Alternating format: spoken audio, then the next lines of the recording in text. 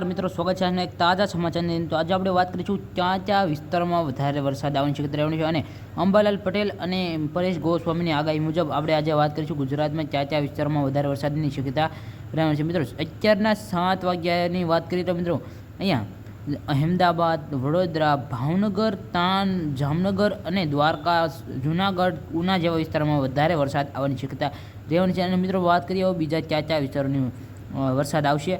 બપોરના સમયે ક્યાં વિસ્તારમાં વધારે વરસાદની શક્યતા રહેવાની છે. મિત્રો જોઈ શકો છો અહીંયા મહેસાણા અને હિંમતનગર જેવા વિસ્તારમાં વાવાઝોડાની શક્યતા રહેવાની છે. મિત્રો જોઈ શકો છો અહીંયા ધોલકા, અહેમદાબાદ, વિરમગામ જેવા વિસ્તારમાં પણ વધારે વરસાદની શક્યતા રહેવાની છે. મિત્રો જોઈ શકો છો અહીંયા ફૂલ તેજીથી વાવાઝોડું આગળ વધી રહ્યું છે તેઓ અહીંયા બતાવી રહ્યું છે અને વાદળી એલર્ટ પણ આપવામાં આવી રહ્યું છે. મિત્રો જોઈ શકો છો અહીંયા ખુંડા, મોરબી, ચોટીલા અને રાજકોટ જેવા વિસ્તારમાં પણ વધારે વરસાદની શક્યતા રહેવાની છે. મિત્રો અને હવે વાત કરીએ ક્યાં બીજા વિસ્તારમાં બપોરના સમયે વરસાદ આવવાની શક્યતા રહેવાની છે. મિત્રો ભાવનગરની અંદર પણ વાવાઝોડું આવવાની શક્યતા રહેવાની છે અને ખંભાત જેવા અમોદ અને બેલોવટ અને ચોટીલા, રાજકોટ, ગોંડલ જેવા અમરેલી અને જસદણ જેવા વિસ્તારોમાં પણ વધારે વરસાદ આવવાની શક્યતા રહેવાની છે. મિત્રો અને હવે વાત કરીએ નીચેના ભાગમાં તો નીચેના ભાગમાં અહીંયા અલંગ બાજુ પણ એલર્ટ આપવામાં આવી રહ્યું છે. અને ભાવનગર જિલ્લાની આપણે વાત કરીએ તો મિત્રો ભાવનગરની અંદર સોનગઢ, ભાવનગર, ખરસોલિયા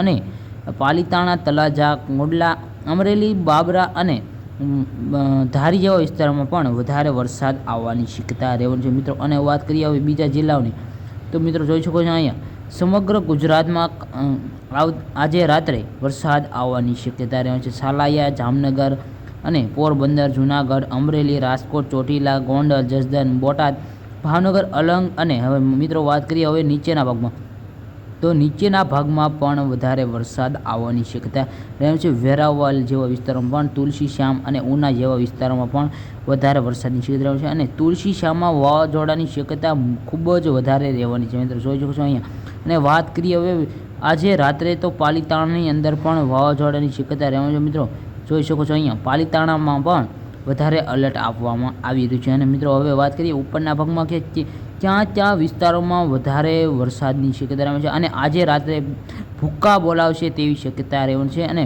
વાદળી એલર્ટ જ્યાં આપેલું છે ત્યાં વધારે વરસાદ આવવાની શક્યતા રહેવાની છે. મિત્રો જોઈ શકો છો અહીંયા વિરમગામ, અહેમદાબાદ જેવા વિસ્તારોમાં પણ વધારે વરસાદ આવવાની શક્યતા રહેવાની છે અને 3 કલાક સખત વરસાદ આવશે તેવી સંભાવના રહેવાની છે. અને વાત કરીએ હવે ક્યાં વિસ્તારોમાં વધારે વરસાદ આવવાની શક્યતા રહેવાની છે. હિંમતનગર, મહેસાણા, વિરમગામ જેવા વિસ્તારોમાં વાવાઝોડા વધારે આવવાની શક્યતા રહેવાની છે. મિત્રો જોઈ શકો છો અહીંયા અને આવા જ વિડીયો જોવા માટે આપણી પોતાની ચેનલ ટેક ન્યૂઝ ગુજરાતીને સબસ્ક્રાઈબ કરો. જય હિન્દ, જય ભારત, નમસ્કાર.